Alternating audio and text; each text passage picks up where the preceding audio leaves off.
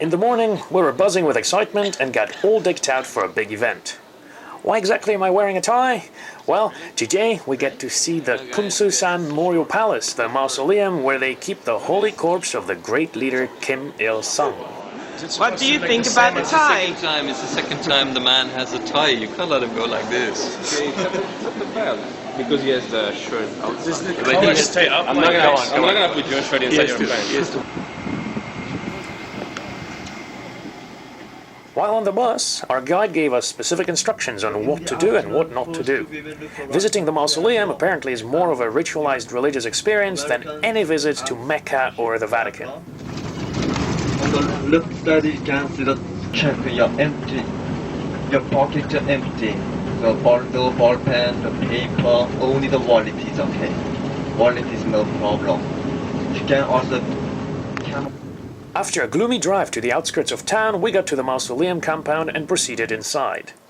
The mausoleum used to be Kim Il-sung's official residence, but after his death, it was converted into this here temple.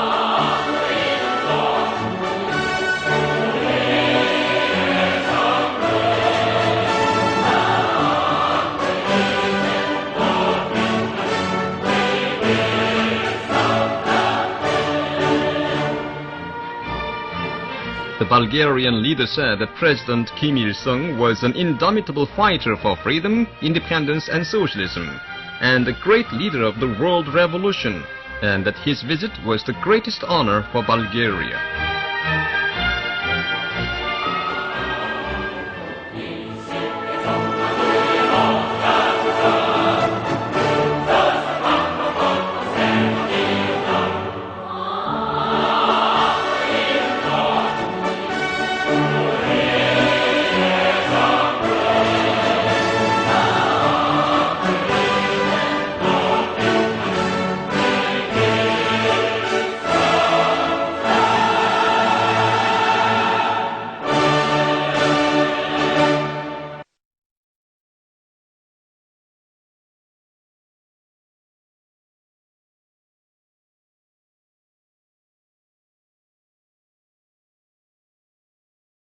올리신 위대한 혁명업적은 역사와 더불어 천년 만년 길이 빛날 것이다.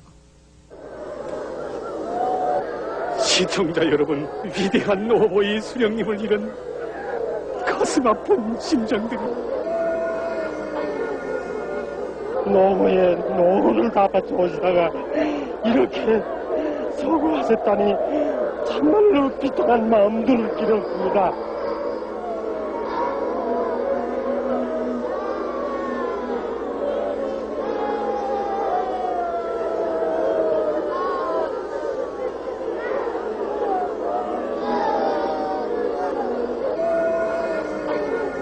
독일의 문 앞에 와가지고 이렇게 돌아갔어요.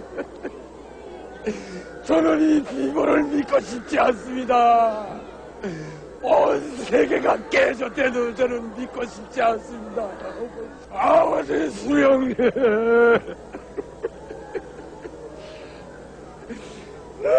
동문합니다. 한평생 고생만 하시다가 이렇게 가신다니 이게 웬 말입니까, 어머니 수령님.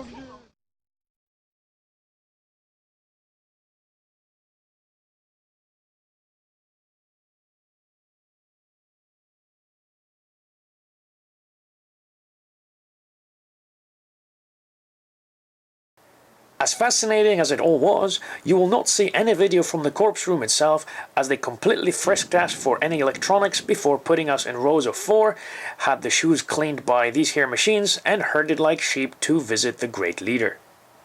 Bowing before ruthless dictators was not exactly the mission statement for the year, but we did it as part of the price of visiting North Korea. Step, step, stop. Heads down. Bow. Step, step, turn. Step, step, stop. Bow. Step, step, stop. Bow. Move quickly. No talking. Love the leader. Move quickly. No talking. Love the leader, you American imperialist pigs. Step, step, stop. And so I went. By the end of this mystical experience, everyone was so whipped, no one dared to walk out a step or talk or smile or do anything. I found it quite spectacular how quickly the sheeple will conform to the flow. Check mine out.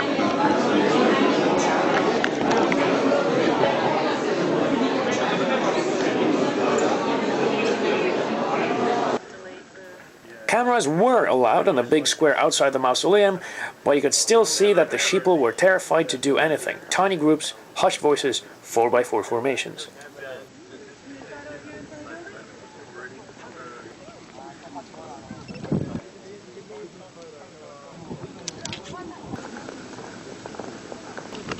What are you doing? Huh? What are you doing? I'm walking to somebody should stop. Did you notice that no one else is walking here? But I think nobody's walking here because nobody's starting to, so everybody's afraid. So he started. Okay. Let's see what happens. I think that's not like fire. We're gonna get shot. We're gonna get shot.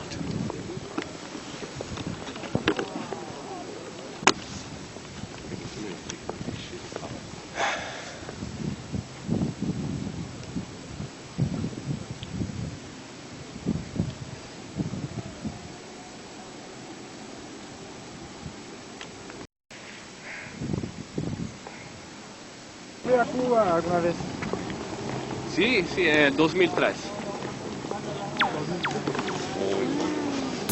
After the mausoleum, the group was moved a short drive to Mount Tai-song, where the revolutionary martyrs cemetery overlooks the city.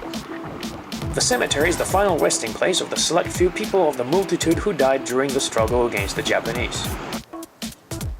Apparently day one was going to be all about being indoctrinated into loving North Korea and its martyrs, and so we were told to buy flowers, because everyone knows that dead people love flowers, and instructed in the proper method of applying those said flowers to the marble and concrete monument. And we will all together make a vow to respect all the matters. So that is our culture. So when we this thing, look around. Once again, the whole exercise was a very mechanical endeavor. Do this, do that, no talking, no smiling, no giggling, no walking, look, bow, don't bow, get out.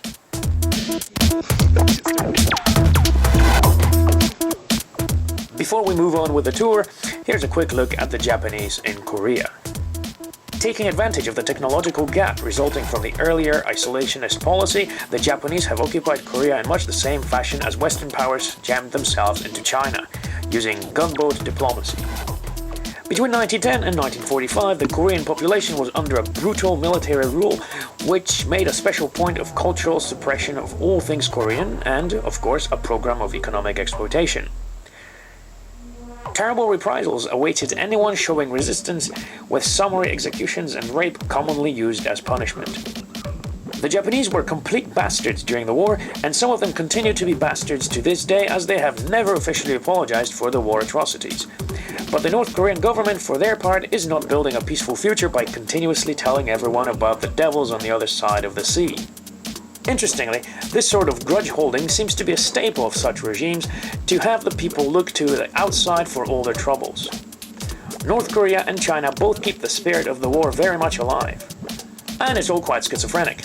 While both the Japanese and the US government certainly did, and in the case of the US still does, a lot of shitty things, it has been almost 75 years since the Japanese have been chased out, yet the whole country is kept in a siege mentality that would make one think that the Japanese just left last week.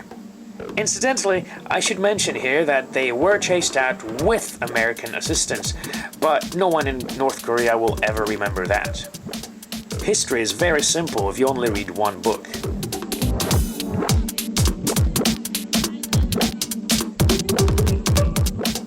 Great amount of energy is spent on teaching the proper way of thinking about the evil foreign imperialists. This martyr cemetery serves as an indoctrination tool for the whole population, starting with the tiny tots. Hello.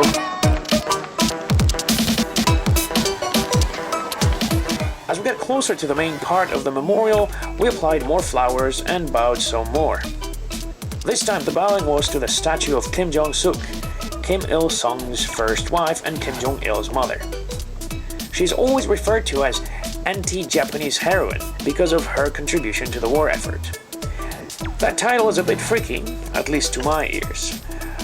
Also, it seems that the great many stories about her awesomeness are exaggerations and colorations of her contribution to the struggle simply because the Kims needed to be ever more awesome.